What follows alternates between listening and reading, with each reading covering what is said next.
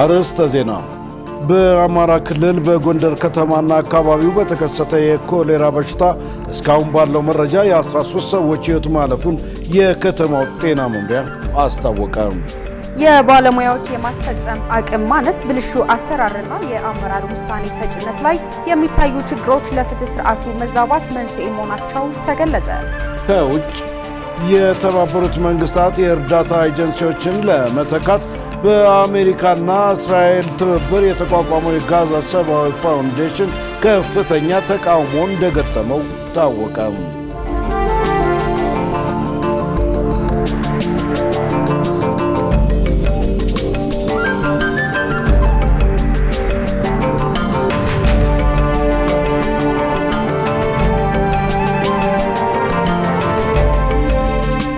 ውድ ተመልካቾች ሰላም ጤና ይስጥልን። ከኢሳት ነጻ ህዝብ ሚዲያ የሰዓቱን ዜና ይዘን ቀርበናል። ከዜናዎቹ ጋር ደረጃ ይልማና ነገነት ዘዘው አብረናችሁ ቆይታ የምናደርግ ይሆናል። ለምልክት ቋንቋው ደግሞ ዳዊት ጎሳ ያለ። አሁን ቀዳሚ ወዳደረግነው ዜና ተሻገር። በአማራ ክልል በጎንደር ከተማና አካባቢው በተከሰተ የኮሌራ በሽታ እስካሁን ባለው መረጃ የ13 ሰዎች ሕይወት ማለፉን የከተማው ጤና መምሪያ አስታወቀም። በሌላ በኩል በጋምቤላ ክልል የኮሌራ በሽታ እንደገና እያገረሸ መሆኑ ተገልጿል። ገነት ዘዘው ያዘጋጀችውን ዮሐንስ ተስፋ እንደሚከተለው ያቀርበዋል። በኢትዮጵያ በተለያዩ ጊዜያት የወረርሽኝ በሽታዎች ይከሰታሉ። ከነዚህም መካከል የወባና ኮሌራ በሽታ ተጠቃሽ ናቸው። በመሆኑም የክረምት ወቅትን ተከትሎ ሊከሰት የሚችልን የወባና የኮሌራ በሽታ ለመከላከል ከወዲሁ ምን እየተሰራ ነው ሲል ኢሳት የክልል ጤና ቢሮዎችን ጠይቋል። በዚህ ረገድም የጋምቤላ ክልል ጤና ቢሮ የህብረተሰብ ጤና ዳይሬክተር ኒኪዮ ጊሎ በሰጡት ምላሽ በክልሉ በድንበር አካባቢ የኮሌራ በሽታ እንደገና እያገረሸ መሆኑን ተናግረዋል። ኮሌራ እስካሁን ጠፍቶ ነበር፣ ትንሽ እያገረሸ ነው። እንደገና ደቡብ ሱዳን ጋር እንደገና ተያይዞ ባለው ኮንፍሊክት እየተነሳ ነው። እንደነበረ አይደለም። የኢንፍሌክስ ችግር ነው። ማዳው የሚመጡት አብዛኞቹ ያልተከተቡ ስለሆነ እሱ ነው ተሰጥቷል። አልቋል። ኦልሞስት የአንደኛ ዙር ሰጥተናል። ለሁሉም ኤሊጂብል የሆኑት እንትኖች ላይ ተሰጥቷል። አሁን እዛ ጋር ያሉት አጠቃላይ እስካሁን ለማህበረሰቡ ከፍተኛ ግንዛቤ የሰጠን ነው። በየኮሚኒቲ ደግሞ የሚሰሩት ኮሚኒቲ ቮለንቲሮች አሉ። ትምህርት እያስተምሩ ኬስ ከተገኘ ደግሞ ወደ ኬስ ኮንቴንመንት ሴንተር ይገባል። በተለይ ትሪትመንት ሴንተር ላይ ይገባል። ከዛ በኋላ ያለው ሰዎች እዛው ጋር የተገኙ ሰዎች ቤታቸው በኬሚካል ዲስኢንፌክት ይደረጋሉ።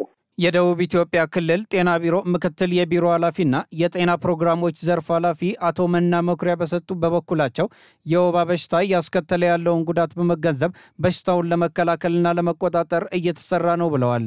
የክረምት ወቅትን ተከትሎ በተለይም ከፍተኛ የወባ መተላለፍ እድል ያለባቸው ወረዳዎችን በመለየት ወባን የማጥፋት ስራዎችን መስራት ትኩረት ከተሰጣቸው መካከል ዋናዎቹ መሆናቸውን አብራርተዋል። አያይዘውም አሁን ባለው የበልግ ወቅት የወባ በሽታ መጨመር ሁኔታ በመኖሩ የበሽታውን ስርጭት ለመግታት ህብረተሰቡን በማነቃቃት አካባቢዎችን የማጽዳትና የውሃ ማፋሰሻ ቦዮችን የማዘጋጀት ስራ እየተሰራ ነው ብለዋል።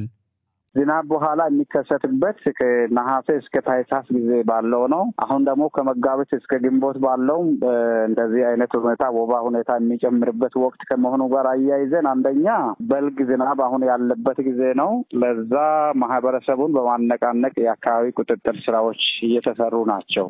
ማለት የማፋሰስ የማዳፈን ማህበረሰቡ ደግሞ ለልማት የሚጠቀምባቸው ውሃዎችን ኳቲን የሚባል ኬሚካል አለ ላርቤውን የሚገልና በሱ በመጠቀም እየሰራን ያለንበት አለ። ከዛ ያለፈ ደግሞ የአልጋ ጎበር አጠቃቀሙ በጣም የተጠናከረ ማህበረሰቡ ውስጥ እንዲሆን የአልጋ ጎበር አጠቃቀም ላይ ቤት ለቤት እየገቡ ታች ያሉ የጤና ኤክስቴንሽን ሰራተኞች ባይዘዋይ በዛ ብቻም ሳይሆን ዞንም ጀምሮ ከክልልም ሰው ተመድቦ የክትትል ስራዎች አመራሩ በመምራት እየሄደ ነው። ይህ በእንዲህ እንዳለ በአማራ ክልል የጎንደር ከተማ አስተዳደር ጤና መምሪያ የህብረተሰብ ጤና አደጋዎች ወረርሽኝ ምላሽ አሰጣጥ ቡድን መሪ አየው ጋሼ በበኩላቸው የኮሌራ በሽታ ሊያስከትሉ የሚችሉ ቦታዎችን የመለየት ስራ እየተሰራ መሆኑን ተናግረዋል። ለኮሌራ በሽታ መስፋፋት የውሃ እጥረት ዋነኛ መንስኤ መሆኑን ያነሱት ቡድን መሪውም ችግሩን ለመቅረፍ ጥረት እየተደረገ ነው ብለዋል። የኮሌራ በሽታ በአካባቢው ከተከሰተ ጀምሮ እስካሁን ባለው መረጃ የ13 ሰዎች ሕይወት ማለፉን አንስተው በመጪው የክረምት ወቅት ችግሩ እንዳይባባስ ከወዲሁ የቅድመ ዝግጅት ስራ እየተሰራ ነው ይላሉ።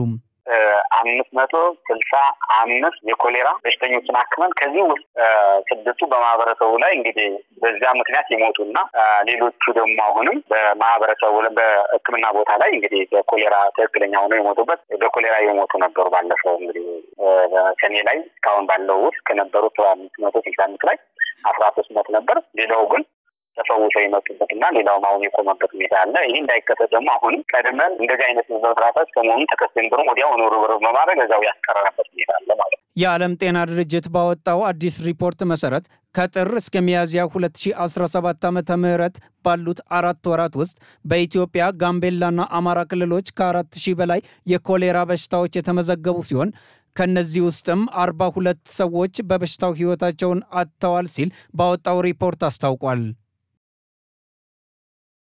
የባለሙያዎች የማስፈጸም አቅም ማነስ ብልሹ አሰራርንና የአመራር ውሳኔ ሰጭነት ላይ የሚታዩ ችግሮች ለፍትህ ስርዓቱ መዛባት መንስኤ መሆናቸው ተገለጸ።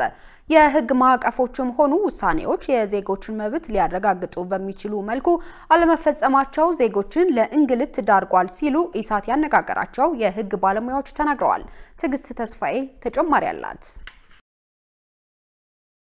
ሰብአዊ አካላዊና ስነልቦናዊ ጫና የሚያሳድሩ የህግ ክፍተቶችን በማሻሻል ረገድ ሰፊ ስራ እንደሚጠበቅ ተጠቁሟል። የአፈጻጸም ችግሮችን በማሻሻል ሙያዊ ግንዛቤ የሌላቸው ሙያተኞች አጥርቶ ፍትሃዊ አገልግሎት ከመስጠት አኳያ በርካታ ስራዎች ሊሰሩ ይገባል ሲሉ ኢሳት ያነጋገራቸው የህግ ባለሙያዎች ገልጸዋል። የህግ ማዕቀፎችም ሆኑ ውሳኔዎች በተሟላ መንገድ የዜጎችን መብትና ጥቅም ከማስጠበቅ አኳያ የሚስተዋሉ ችግሮችን በማረም የሀብት ክፍልን መዳኘት ይገባል ያሉት የህግ ባለሙያው አቶ ጥጋቡ ደሳለኝ ናቸው። በተለይ ባናን በሰብአዊ መብቶች በሀብት ክፍፍል በስራ ዕድል ፈጠራ እና አስተዳደራዊ በሆኑ ሁኔታዎች ላይ የመብት መጣሶች ወይም ደግሞ በተገቢው መንገድ የወጡ ህጎች ውሳኔ የተሰጠባቸው ጉዳዮች በተሟላ መንገድ ሳይፈጸሙ የሚቀሩባቸው ሁኔታዎች አሉ። ይሄ ድምር ውጤቱ የአመራር ውሳኔ ሰጭነት፣ የሰደገን መልካም አስተዳደር ችግር፣ ሙስናው፣ የህግ የበላይነት አለመኖር ወይም በሚፈለገው ደረጃ የፍትህ ስርዓቱ ጠንካራ ያለመሆን እና የአመራር ዴፊሲት ወይም ደግሞ የአመራር ችግር አቅም ማነስ እነዚህ ሁሉ ተዳምረው ህጎች በሚፈለገው ደረጃ ወይም የፍርድ ቤት ውሳኔዎች ሁለት አይነት ህግ ነው እንግዲህ የፍርድ ቤት ውሳኔዎችም ህግ ናቸው። በምክር ቤትም ይሁን በህዝብ ተወካዮች ምክር ቤት በፌዴራሉ የወጡ ህጎች ሁሉ የህግ ማዕቀፎች ናቸው እና ህጎች የህግ ማዕቀፎችም ሆኑ ውሳኔዎች በሚፈለገው ደረጃ በተሟላ መንገድ የዜጎችን መብትና ጥቅም ሊያረጋግጡ በሚችሉ መንገድ አለመፈጸማቸው የብዙ ድምር ውጤት ነው። እንስኑነት አሉ። እነዚህ ግን ያው በሂደት መሻሻል መታረም ይኖርባቸዋል። ሌላኛው የህግ ባለሙያ አቶ ካሳው ሙላቱ በበኩላቸው የፍትህ ስርዓቱ ከመልካም አስተዳደር ችግሮች የጸዳ ለመሆኑ በተበዳዮች ስነልቦና ላይ ተጽዕኖ ከመፍጠሩ ባሻገር መሰረታዊ መብቶቻቸውን እንዲያጡ ምክንያት ነው ባይ ናቸው። እንግዲህ አጠቃላይ የወንጀል ፍትህ ስርዓቱ ላይ ያለ የአፈጻጸም ክፍተቶች በጣም ሰፊ ናቸው። ከመልካም አስተዳደር ችግሮች ጋር ተያይዘው ያሉ ክፍተቶች በጣም ሰፊ ናቸው። አጠቃላይ ወንጀልን የሚመረምረው አካል በአግባቡ የተጎጂዎችን መብት ባከበረ መልኩ አፋጣኝ ፍትህ ለጉዳዩ ከመስጠት አንጻር በአግባቡ መርምሮ አቃቢ ህግ ፋይል ከአደራጅቶ ከማቅረብ አንጻር እንግዲህ ጊዜ ይወስዳል። እዛ አካባቢ የሚፈጠሩ የብልሹ አሰራር አለ። ሁሉም ቦታም ባይሆን ፖሊስም በፍጥነት ወንጀል መርምሮ ለሚመለከተው አካል ፋይል አደራጅቶ ማቅረብ ላይ እንግዲህ በጣም ሰፊ የመልካም አስተዳደር ችግር የሚታይበት ነው። በዚህ መሀል እንግዲህ ተጎጂዎች ላይ ሌላ ጉዳት ማድረስ ነው የሚሆነው። አፋጣኝ ምላሽ አለማግኘት ራሱ በራሱ ሌላ የስነልቦናም ሆነ አካላዊ ጉዳትን ጭምር የሚያደርስ ነውና ይሄም አንዱ ሌላ ችግር ነው። በዳኞችም ፍርድ ቤት አካባቢ ያለው ሁኔታም ስታዩ እንግዲህ ወንጀል የተፈጸመበት አካል ፍትህ ለመጠየቅ ፍትህ ለማግኘት የሚያደርግበት ሂደት ውስጥ የሚደርስበት መግላላቶች፣ አላግባብ የሆኑ ሂደቶች እነዛም የራሳቸው ተጽዕኖ የሚፈጥሩ ሁኔታዎች ናቸው ያሉትና እንግዲህ አጠቃላይ የወንጀል ፍትህ ስርዓቱ በጣም ቀልጣፋ አለመሆኑ ከመልካም አስተዳደር ችግሮች የጸዳ አለመሆኑ ፈጣን ምላሽ አለመስጠቱና በተለይ ከወንጀል ምርመራ ጋር ተያይዞ የሚፈጠሩ የመልካም አስተዳደር ችግሮች በተጎጂዎች ላይ ስነ ልቦና ላይም እንዲሁም መሰረታዊ መብቶቻቸውን ካለማክበር አንፃር ሰፊ ችግርና ክፍተት የሚፈጥሩ ናቸው። እንደ ሀገር የሚስተዋሉ የህግ ክፍተቶችን በማሻሻል ዜጎች የተሟላና ፍትሃዊ አገልግሎት እንዲያገኙ ምን እየተሰራ ነው ሲል ኢሳት የፍትህ ሚኒስቴርን ምላሽ ለማግኘት ጥረት ቢያደርግም ምላሽ ማግኘት አልተቻለም። ምላሽ ባገኘንበት በማንኛውም ጊዜ የምንመለስበት ይሆናል።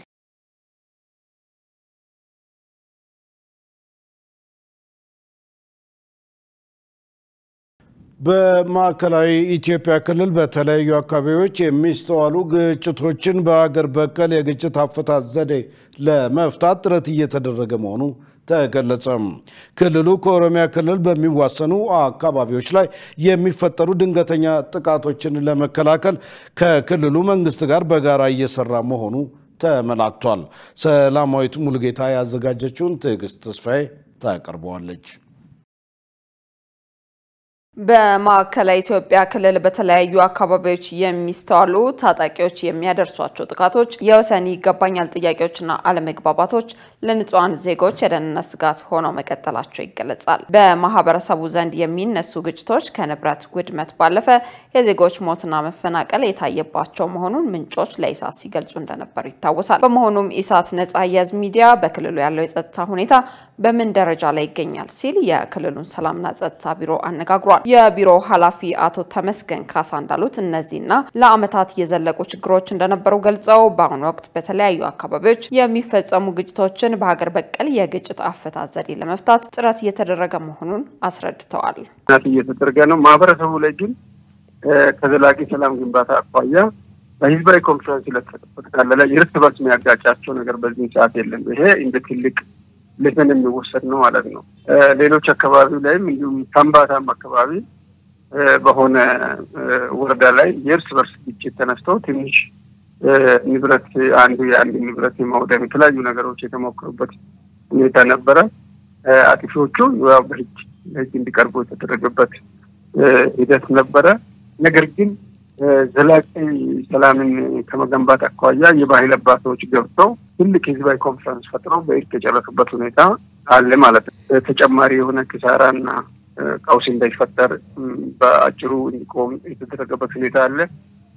ነገር ግን ከአካባቢ ላይ የተፈጠረውን ቁርሾ ዘላቂ እንዳይሆን ከማድረግ አኳያ አሁንም የሁለቱ ማህበረሰብ አባቶች መድረኮችን እየፈጠሩ እስካሁን ድረስ ወደ 17 መድረኮችን በጋራ አስኪደዋል ወደ ማጠቃለል ለማሄድ ማለት ነው። ሌሎች አካባቢዎች ላይም ከሃይማኖት ጋር ተያይዞ የተነሱ ጉዳዮች አሉ። ለምሳሌ ሀዲያም አካባቢ ከሁለት ቤተ እምነት ጋር ተያይዞ የተነሱ ጉዳዮች አሉ። እነዚህን ጉዳዮች በባህላዊ ግጭት አፈታት ስርዓት ውስጥ የሃይማኖት ተቋማት ራሳቸው ሁለቱ ቤተ እምነቶች አባቶቻቸውን መልምለው መርጠው ከነሱ ጋራ በጋራ በመስራት በህዝባዊ ኮንፈረንስ ተቃለው አሁን በጣም ሰላማዊ የሆነ ኤንቫይሮንመንት የተፈጠረበት ሂደት አለ። ወደ 7 ዓመታት የቆየ ጉዳይ ነው። በክልሉ ከኦሮሚያ ክልል የሚያዋስን አካባቢ ላይ በተደጋጋሚ ድንገተኛ ጥቃቶች እንደሚፈጸሙና በዚህም የደህንነት ስጋት ያደረባቸው የማህበረሰብ ክፍሎች ከቀያቸው ይፈናቀሉ እንደነበር አይዘነጋም። በመሆኑም ችግሩ በምን ሁኔታ ላይ ይገኛል ብለን የጠየቅናቸው የክልሉ ሰላምና ጸጥታ ቢሮ ኃላፊ እንዳሉት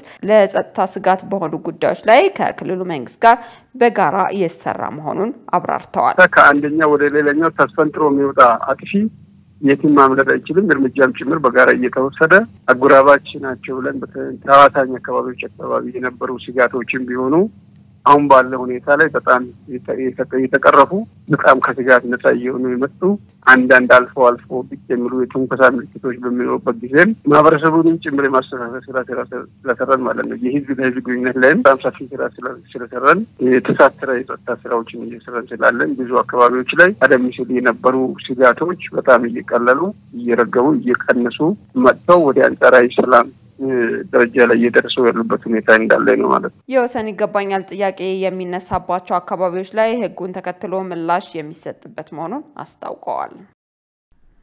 በኦሮሚያ ክልል አርሲ ዞን ዲገሉና ጢጆ ወረዳ አርሶ አደሩ ወተትና የወተት ተዋጽኦችን ወደ ገበያ እንዳያቀርብ ካቀረበም ለአንድ ማህበር ብቻ እንዲሸጥ በአካባቢው ባለስልጣናት መገደዱ ተገቢ እንዳልሆነ ተገለጸ።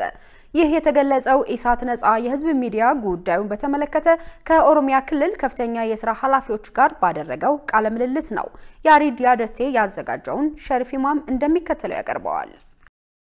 በአርሲ ዞን ዲገሉና ጢጆ ወረዳ የመንግስት አመራር አካላት ምክንያቱ ባልታወቀ መንገድ አርሶ አደሮች ወተትና የወተት ተዋጽኦችን በነፃ ገበያ እንዳይሸጡና ከሸጡም በወረዳው ለተቋቋመ አንድ ማህበር ብቻ ማህበሩ በወሰነው ዋጋ ብቻ እንዲሸጡ ማስገደዳቸውን የአካባቢው ማህበረሰብ ዋቢ አድርገን መዘገባችን ይታወሳል። ኢሳት ነጻ ህዝብ ሚዲያ ለዚህ ጉዳይ ከፍተኛ ትኩረት በመስጠት በኦሮሚያ ክልል የተለያዩ መስሪያ ቤት ዳይሬክተሮችን አነጋግሯል። በዚሁ መሰረት በአርሲ ዞን ዲገሉና ጢጆ ወረዳ የአካባቢው አመራር ወተትና ወተት ተዋጽኦ ላይ የመንግስት መመሪያን በመጣስ የተፈጸመ ስህተት መኖሩን ኢሳት ነጻ ህዝብ ሚዲያ አረጋግጧል። የኦሮሚያ ማህበራት ማደራጃ ኤጀንሲ አደረጃጀት ዳይሬክተር አቶ ከበደ ኤጀተን ኢሳት ነጻ ህዝብ ሚዲያ አርሶ አደሩና አምራቹ ማህበረሰብ በአንድ ማህበር መገደቡ አግባብ ነው ወይ? ገበያስ መዝጋት የህግ አግባብነት አለው? አርሶ አደሩ በነጻ ገበያ ወተትና የወተት ተዋጽኦ እንዳይሸጥ በክልሉ የተደነገገ ህግ አለ ወይ ብለን ለጠየቅናቸው ጥያቄ የመለሱት መልስ በፍጹም ይህ ድርጊት መሆን የማይገባው ለህግ የሚያስቀርብ ነው ብለዋል።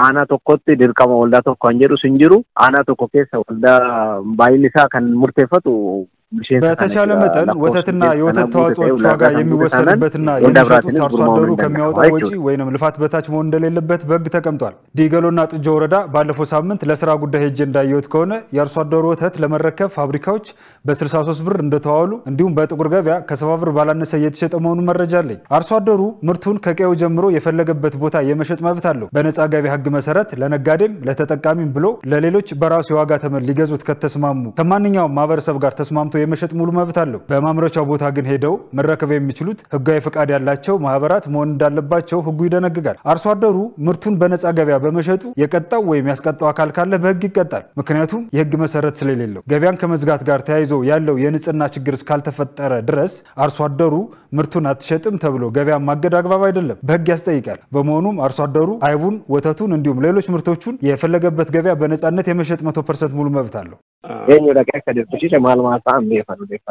በዚህ ጉዳይ ላይ የኦሮሚያ ንግድ ቢሮ የቁም እንስሳት ገበያና የእንስሳት ውጤቶች ዳይሬክተር የሆኑትን አቶ ስለሺ በቀለን ደግሞ የወተት ዋጋን ማን የሚተምነው አርሶ አደሩ ወተቱን የትና ለማን መሸጥ ይችላል ብለን ለጠየቅናቸው ጥያቄ በዋናነት የወተት ዋጋ የሚተመነው አርሶ አደሩ ለእንስሳት መኖና ልፋት ከሚያወጣው ዋጋ በታች እንዳይሆን በህግ ተቀምጧል። በመሆኑም አርሶ አደሩ በፈለገበት ዋጋ መሸጥ እንዲችል እንዲሁም ከፈለገ ለነጋዴ ካሻም ለግለሰብ በፈለገ ዋጋ ተስማምቶ እንዳይሸጥ የሚከለክል አንዳችም ህግ የለም። አርሶ አደሩ የሚገደደው የወተቱን ጥራት መጠበቅ ላይ ብቻ ነው እንጂ ገበያውን አውጥተ እንዳትሸጥ ተብሎ ገበያ መዝጋት ከፍተኛ ወንጀል ነው ብለዋል።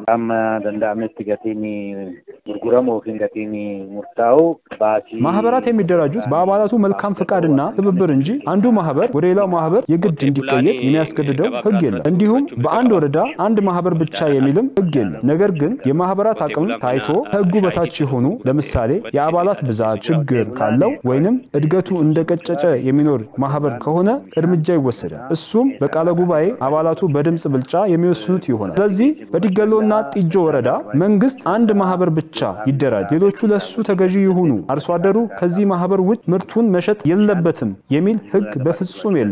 በአካባቢው አይደለም በየትኛውም የኦሮሚያ ክልል መደራጃ ኤጀንሲን ህግ እስካሟላ ድረስ የመደራጀት ሙሉ መብት አለው።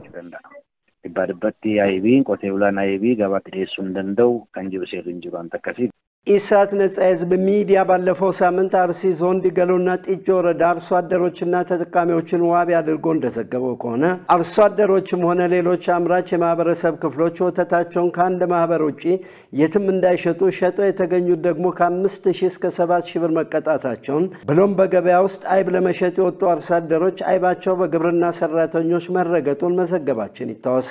የዜና በተጠናቀረበት ሰዓት በወረዳው ታግዶ የነበረው የአጀብ ሽያጭ መቅረቱን ይሁን እንጂ በአንድ ማህበር ብቻ መሸጥ አለባቸው የሚለው ህግ ተጠናክሮ መቀጠሉን ታማኝ የኢሳት የመረጃ ምንጮች ገልጸዋል። የተከበራችሁ ተመልካቾቻችን ከኢሳት ነጻ የህዝብ ሚዲያ ወደ እናንተ የሚደርሱ የሰዓቱ ዜናዎች እንደቀጠሉ ናቸው። አሁን ደግሞ የቢዝነስ መረጃዎችን የምናቀርብበት የአየር ሰዓት ላይ ደርሰናል። የቢዝነስ ዘገባዎችን የምታቀርብልን ሰላማዊት ሙሉጌታ ናት። በቀጥታ ወደ ቢዝነስ ዘገባዎች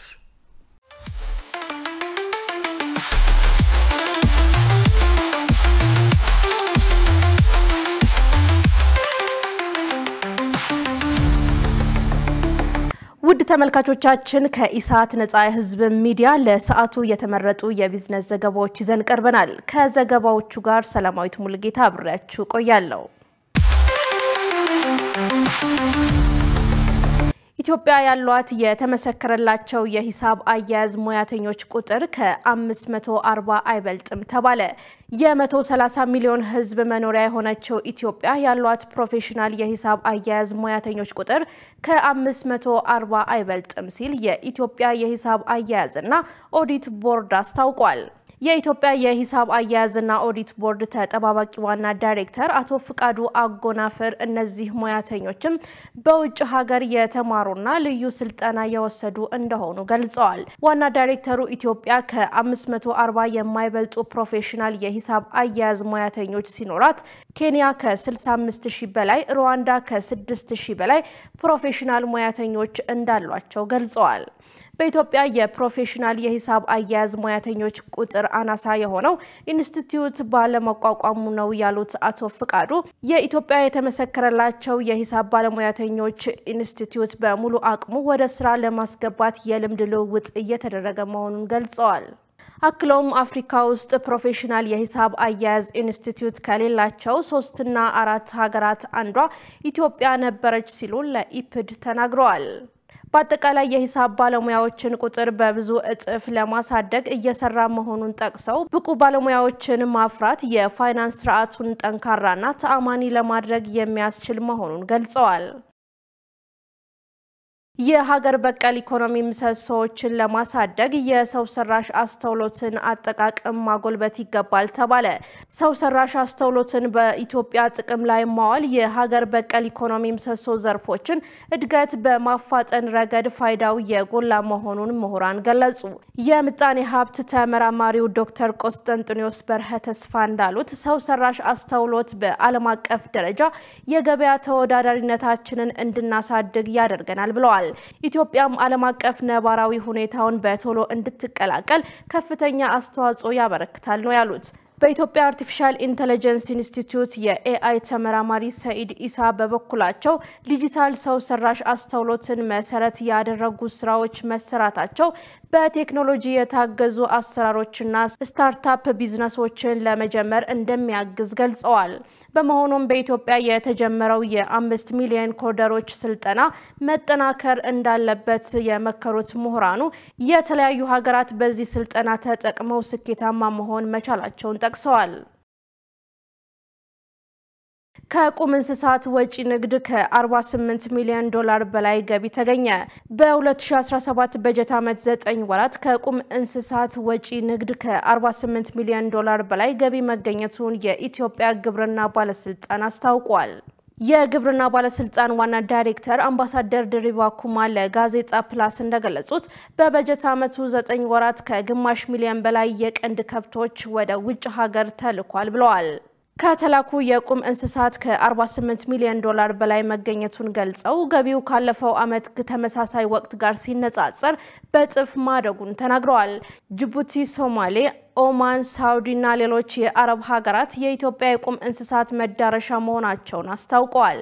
ከኢኮኖሚ ማሻሻያው በኋላ ኢትዮጵያ ከቁም እንስሳና ስጋ የምታገኘው የውጭ ንግድ ገቢ ከፍተኛ መሻሻል ማሳየቱን አመልክተዋል። በሶማሌ ክልል የዲያስፖራው የልማት ተሳትፎ እያደረገ መሆኑ ተገለጸ። በሶማሌ ክልል በተያዘው የበጀት ዓመት 21.8 ቢሊዮን ብር ካፒታል ያስመዘገቡ ባለሀብቶች ወደ ስራ መግባታቸውን የክልሉ ኢንቨስትመንትና ኢንዱስትሪ ቢሮ አስታውቋል። የቢሮው ኃላፊ አህመድ ረሻድ እንዳሉት በተያዘው የበጀት ዓመት 19.9 ቢሊዮን ብር ካፒታል ያስመዘገቡ 228 ፕሮጀክቶች ወደ ስራ ገብተዋል። በተጨማሪም 1.9 ቢሊዮን ብር ካፒታል ያስመዘገቡ 28 የዲያስፖራ ፕሮጀክቶች ወደ ስራ መግባታቸውን ለፋና ዲጂታል ተናግረዋል። ባለፉት 10 ወራት በአጠቃላይ 21.8 ቢሊዮን ብር ካፒታል ያስመዘገቡ 256 ፕሮጀክቶች ወደ ስራ መግባታቸውን ጠቅሰዋል። ኢንዱስትሪ፣ ሆቴል፣ ኮንስትራክሽን እና የጤና ፍቃድ የተሰጠባቸው ዘርፎች መሆናቸውን አብራርተዋል። ፕሮጀክቶቹ ከ9734 ወገኖች የስራ እድል መፍጠራቸውን አስረድተዋል። በአጠቃላይ በሶማሌ ክልል የዲያስፖራ ኢንቨስትመንት ተሳትፎ ከጊዜ ወደ ጊዜ እያደገ መምጣቱንም ተናግረዋል። ውድ ተመልካቾቻችን በለቱ በተመረጡ ባንኮች ያለውን የውጭ ምንዛሪ ዋጋና የብሔራዊ ባንክ የወርቅ ግብይት መረጃ ተከታትለን እንመለስ።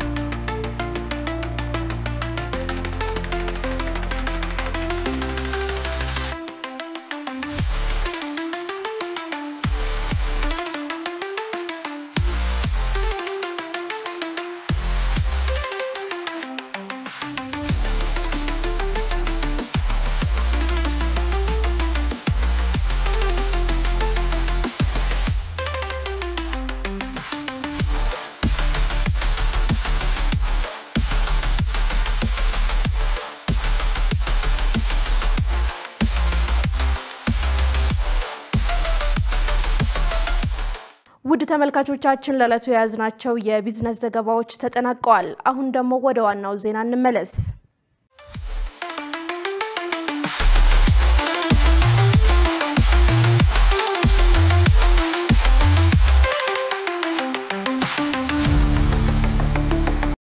ውድ ተመልካቾች ከኢሳት ነጻ የህዝብ ሚዲያ የሰዓቱ ዜና እንደቀጠለ ነው። አሁን ደግሞ ወደ ውጭ ዘገባዎች እናልፋለን። ዓለም አቀፍ የነፍስ አድን ኮሚቴ IRC በጦርነት እየተናጠች ያለችው ሱዳን በኮሌራና ሌሎች በሽታዎች መቀስቀስ የህብረተሰብ ጤና አደጋ ውስጥ ለመግባት ጫፍ ላይ ደርሳለች አለ። በአንድ ሳምንት ብቻ 172 ሰዎች በኮሌራ በሽታ ህይወታቸው ማለፉን የሱዳን ጤና ሚኒስቴር ያሳወቀ ሲሆን አዳዲስ ኬዞች በካርቱም ግዛት መመዝገባቸው ተገልጿል። የሱዳን ሐኪሞች የድሮን ጥቃት በውሃ ማጣሪያ ጣቢያዎች ኃይል እንዲቋረጥ ማድረጉን ለአገር ውስጥ መገናኛ ብዙሃን ተናግረዋል። ይህም ሰዎች ንጹህ ያልሆነ ውሃን እንዲጠቀሙ ምርጫ አሳጥቷል ብለዋል። የዓለም አቀፉ የነፍስ አድን ኮሚቴ የሱዳን ዳይሬክተር ኢቲዛዝ የሱፍ እንዳሉት 3 ዓመቱን የያዘው የሱዳን እርስ በርስ ጦርነት የኮሌራ በሽታ እንዲያገረሽ አድርጓል ብሏል። ኮሚቴው በመግለጫው የኮሌራ ክትባት ተደራሽነት ዝቅተኛ መሆኑን ያሰመረ ሲሆን አስፈላጊ ግብአቶችም እየቀነሱ መሆኑን ጠቅሷል። የሕክምና ረድኤት ድርጅት የሆነው ድንበር የለሽ የሐኪሞች ቡድን ካለፈው ወር አጋማሽ ጀምሮ በካርቱም በሺዎች የሚቆጠሩ ሰዎች በኮሌራ መያዛቸውን አስታውቋል።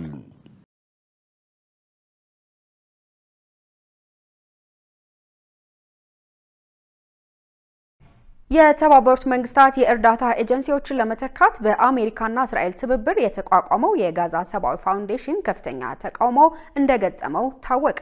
የተባበሩት መንግስታት ድርጅትም ከተቋሙ ጋር እንደማይተባበር አስታውቋል። ዮሐንስ ተስፋ ተጨማሪ ያለው ይህ ትዕይንት የሚያሳየው ማክሰኞ ከሰዓት በኋላ አልመዋሲ አልራፋህ የተፈናቃዮች መጠለያ አካባቢ ሲሆን በ10 ሺዎች የሚቆጠሩ የተራቡ ፍልስጤማውያን የጋዛ ሰብአዊ ፋውንዴሽን እየተባለ የሚጠራው የምግብ ማከፋፈያ ተቋም ባዘጋጀው ቦታ ተጨናንቀውም ቢሆን የዕለት ጉርስ ለማግኘት ተገኝተዋል። ፍልስጤማውያን ቤተሰቦቻቸውን ለመመገብ በጣም ፈልገው ወደዚህ አዲስ የጋዛ የእርዳታ ማከፋፈያ ማዕከል ተገኝተዋል።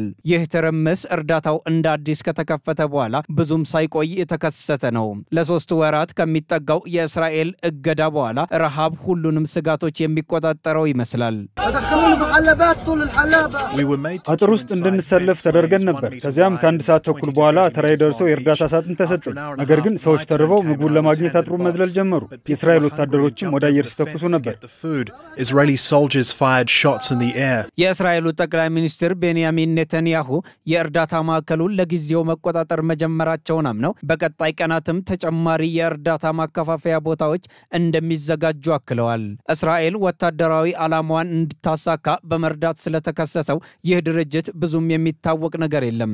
የጋዛ ሰብአዊ ፋውንዴሽን የተፈጠረው የተባበሩት መንግስታት የእርዳታ ኤጀንሲዎችን ለመተካት በማለም በአሜሪካና እስራኤል መንግስታት ድጋፍ ሲሆን እስራኤል ሐማስን ከሲቪሎች እርዳታ ይሰርቃል ስትል መወንጀሏም ይታወሳል። እናም አዲሱ የእርዳታ ማከፋፈያ ተቋም ያንን ለመከላከል ታስቦ እንደሆነም ቴልአቪቭ አሳውቃለች። ነገር ግን የተባበሩት መንግስታት ኤጀንሲዎች ከአዲሱ ድርጅት ጋር ለመስራት ፈቃደኛ አልሆኑም።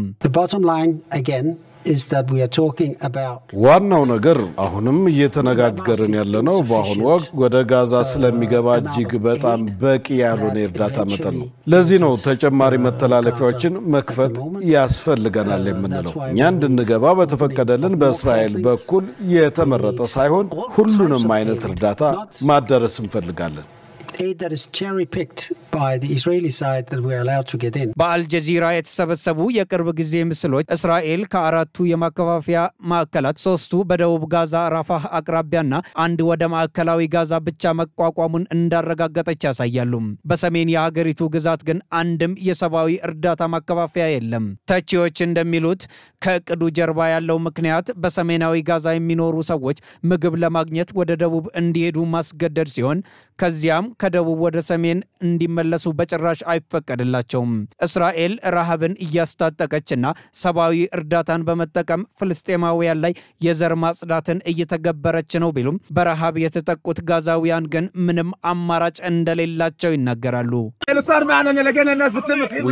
ሰዎች ከመሬት ላይ ዱቄት ሲሰበስቡ ስላገኘናቸው ወደዚህ ቦታ ሄድን። ሰብአዊ እርዳታ ሲከፋፈል አገኘን። አከፋፋዩ አካል መታወቂያም ሆነ ምንም ነገር አልጠየቀም። ዜጎች ሳጥኖች እንዲወስዱ ብቻ ነው የፈቀዱት። መተላለፊያ መንገዶች ተዘግተው በከፍተኛ ረሃብ እየተሰቃየን 88 ቀናት በላይ ቆይተናል። እሁድ ዕለት አወዛጋቢው የዩኤስ እስራኤል ኤጀንሲ ዋና ዳይሬክተር ተልእኮው የሰብአዊ መርሆችን የጠበቀ አይደለም ሲሉ ስራቸውን በፍቃዳቸው ለቀዋል። ነገር ግን ዓለም አቀፍ ተቃውሞ ቀድሞውኑ የፈጠረው ትርምስ ቢኖርም እስራኤል እቅዷን ልትተወው መሆኑን የሚያሳይ ምንም ምልክት የለም። መረጃውን ስናጠናቀር ሲቢሲ፣ አልጀዚራና ዶይቼ ቬለን በዋቢነት ተጠቅመናል። ውድ ተመልካቾች አሁን ደግሞ የስፖርት ዘገባዎችን የምናቀርብበት የአየር ጊዜ ላይ ደርሰናል። ሙሉቀን ሰለሞን ይጠብቀናል። ወደዛው እንለፍ። ለጤንነት ለወዳጅነት ሰላም ጤና ይስጥልን ተመልካቾቻችን። ከኢሳት ነጻ የህዝብ ሚዲያ ለዕለቱ ያዘጋጀናቸውን ስፖርታዊ መረጃዎች ይዘን ቀርበናል። ከመረጃዎቹ ጋር ሙሉቀን ሰለሞን ነኝ።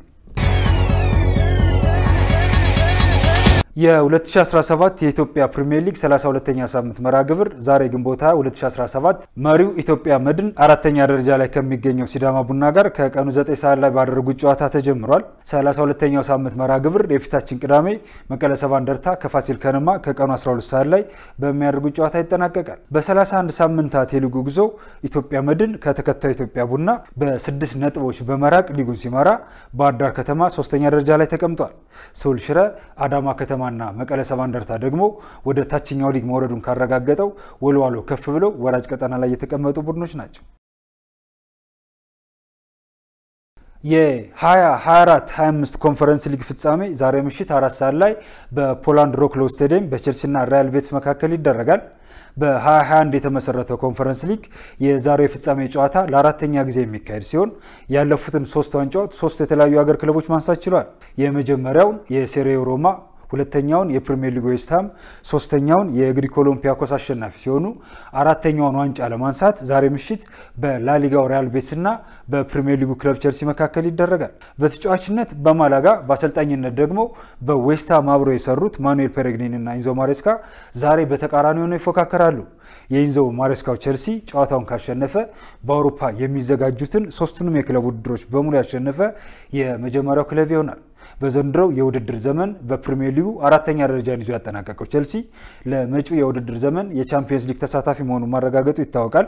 ሪያል ቤቲስ በበኩሉ በላሊጋው 6ኛ ደረጃን በመያዝ በአውሮፓ ሊግ የሚያሳትፈውን ደረጃ ይዞ አጠናቋል። በመሆኑም የዛሬ የፍጻሜ ተጋጣሚዎች ኮንፈረንስ ሊጉን በማሸነፍ የአውሮፓ ሊግ ተሳታፊ ለመሆን የሚያስችላቸውን እድል ለሌሎች አሳልፈው የሚሰጡ ይሆናል። ላሚን ያማል የባርሴሎና ከፍተኛ ተከፋይ ሆነ። የካታሎኑ ክለብ ባርሴሎና ላሚን ያማልን አዲስ የ6 ዓመት ኮንትራት አስፈርሟል። የ17 ዓመቱ ላሚን ያማል የነበረው ኮንትራት በ26 የውድድር ዘመን ይጠናቀቅ የነበረ ሲሆን አዲስ ኮንትራት መፈረሙን ተከትሎ እስከ 2031 የሚቆይ ይሆናል። በኮንትራቱ መሰረት የተጫዋቹ የውል ማፍረሻ 1 ቢሊዮን ዩሮ ሆኗል። በአዲሱ ስምምነት ተጫዋቹ በሳምንት 325,000 ፓውንድ የሚከፈለው ሲሆን ይህም የክለቡ ከፍተኛ ተከፋይ ያደርገዋል ተብሏል። ላሚን ያማል በ2014 የውድድር ዘመን የላሜሲያን አካዳሚ ተቀላቅሎ ለዋናው ቡድን በ2023 በ15 ዓመቱ የመጀመሪያ ጨዋታው ማድረግ ከጀመረበት ጊዜ ጀምሮ በ106 ጨዋታዎች ተሰልፎ የተጫወተ ሲሆን በዘንድሮው የውድድር ዓመት ቡድኑ የላሊጋ ኮፓ ዴል ሬይ እና ሱፐር ኮፓን ሲያሸንፍ 18 ጎል አስቆጥሮ 25 ለግብ የሚሆኑ ኳሶችን አመቻችቶ አቀብሏል። ተመልካቾቻችን ለዕለቱ ያዘጋጀናቸው ስፖርታዊ መረጃዎች የተከታተላችኋቸውን ይመስሉ ነበር። ከመረጃዎቹ ጋር ሙሉቀን ሰለሞን አብራችሁ ቆየው። መልካም ጊዜ ይሁንላችሁ። ለጤንነት ለምት ለወዳጅነት የተከበራችሁ ተመልካቾቻችን ከኢሳት ነፃ የህዝብ ሚዲያ ወደ እናንተ ሲደርሱ የነበሩ የሰዓቱ ዜናዎች ይህን ይመስሉ ነበር።